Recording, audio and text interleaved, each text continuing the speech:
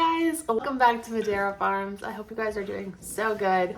Andrew and I just got back from a lovely date. We are kid-free for the night, and I have 2 big tubs of dough that need to be processed and ready to cold proof. I'm actually going to be baking a few tonight because I am just running out of space in my refrigerator, and I think it'll be perfectly fine if I bake a few tonight, let them cool, and then I am going to deliver tomorrow after I bake everything. So I'm pretty sure it'll be fine. I've had a few people ask, what happens if I bake the day before?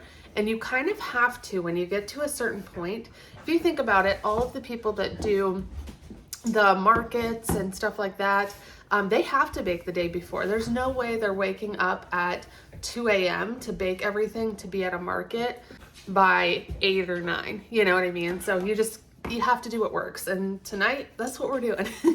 So right now I am just putting cloths in some containers. I ran out of Banneton baskets. I have a bunch ordered, but we're just using whatever we have. So I have some of these plastic bowls.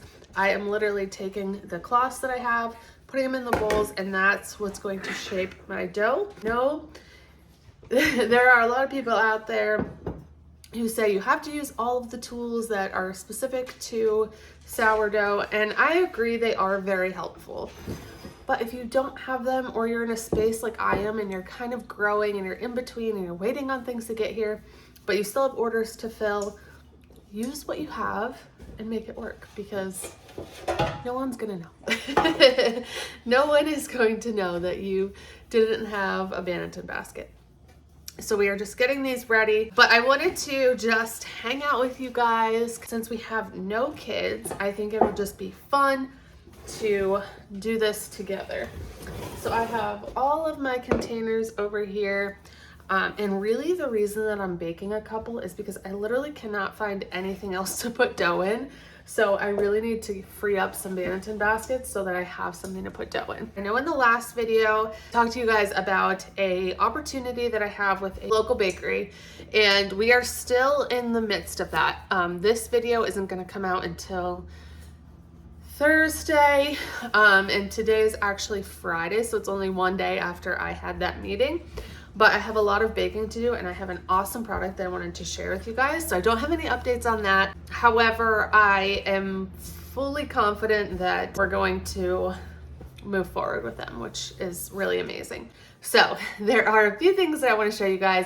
The first thing I am so stoked about: the gloves that everyone is using in sourdough. These are food grade gloves. They are absolutely amazing. My idea for this video was actually to do an unboxing, show you guys like the packaging, all the stuff. I was way too excited to use the gloves. My husband was trying to put them on. They are fitted, so you do measure your hand, and I am telling you, I will never go back to oven mitts ever again.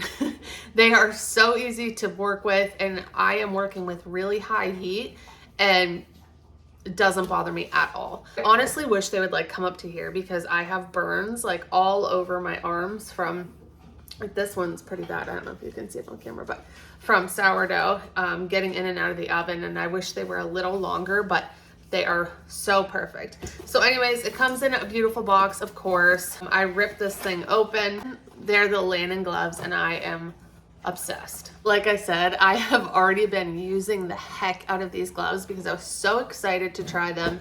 They have a bunch of grease on them from this morning, but they are fitted to your hands. I am loving them. They're so nice. This makes life so much easier, and they're comfortable on the inside. You can literally wash your hands with these on, and they will come like sparkling clean again, which is so nice. I cannot recommend these enough.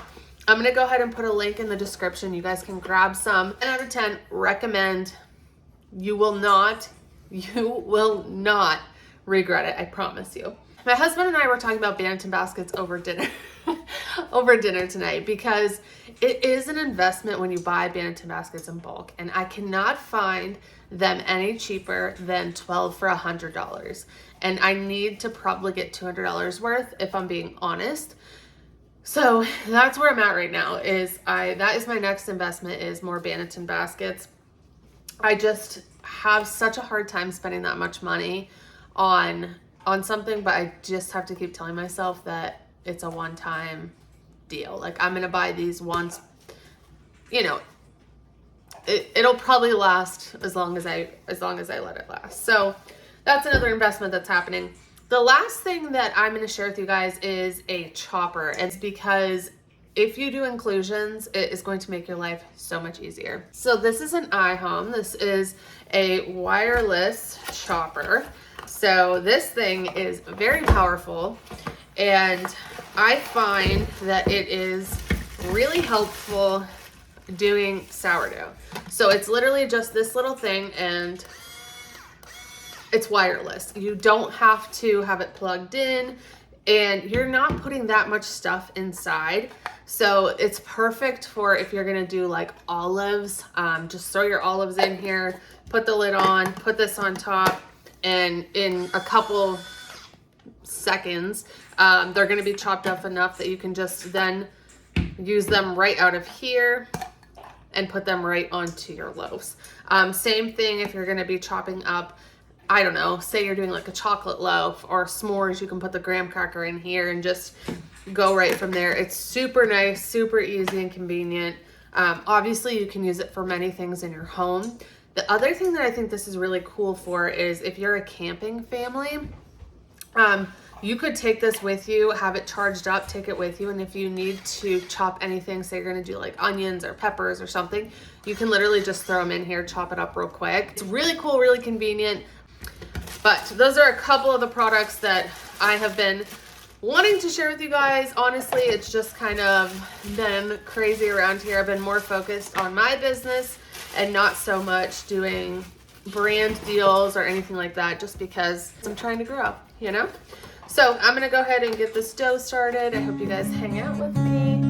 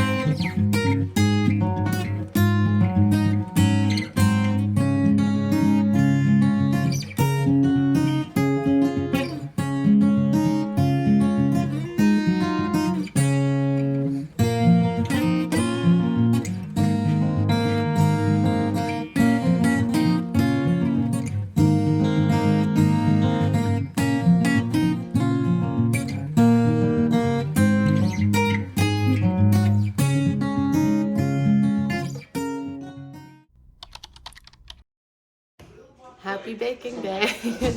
It is officially Friday. Last night I finished up all of the loaves, got into bed and passed out. Woke up early this morning. I've been baking all morning.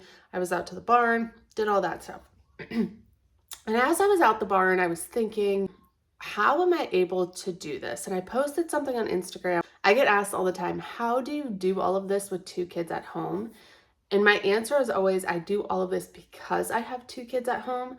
I want them to learn hard work. I want them to learn resilience. I want them to learn what it means to put in hard work and what you get out of that. I am trying to example to my kids that you can do something you really, really enjoy and live your life and make money and still be able to have a beautiful life. I think a lot of our culture has really gotten hung up on fast, quick, and easy. I don't want my kids to fall into that trap. I was in that trap where I was just like spending all this money, buying the next thing, and I was never happy. And I can definitely tell you now, my life is a lot more stressful because obviously I'm caring for all the animals. I have so much going on, but I'm so much happier. And the goal for this farm is in the next, we hope in the next year that Andrew will be able to leave his corporate job to come home and work full-time on the farm. That is our big goal for Madera Farms, and I'm sharing that with you because I think it's really important to talk about our goals. I think it's really important to let people in so that they know the why behind all the things you're doing. Am I the best sourdough baker in the world? No. Am I the best gardener? Absolutely not. But I am going to continue to do these things and continue to grow my skills and create a life and business that my kids are proud of, my husband can come home and be proud of, that we're proud of to live. And I think it's really important that we all just take a step back and really understand what we're doing and why we're doing it. I worked corporate my whole life.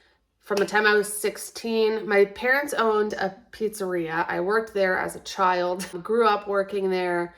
And then when I was 16, I decided I wanted to get into like fashion and all that stuff. Started working retail.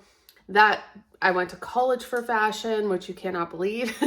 And it all just kind of spiraled into me working corporate. I was working long hours. I was working overnights, all the things. And then we moved to Florida where I worked for a designer there. And then we moved back to be closer to family. And I was working at a bank job and I was miserable. When I say miserable, I was crying every single day at work. I hated being away from my kids. I felt like I was coming home to like recharge my battery. Like I was almost like a cell phone in a way.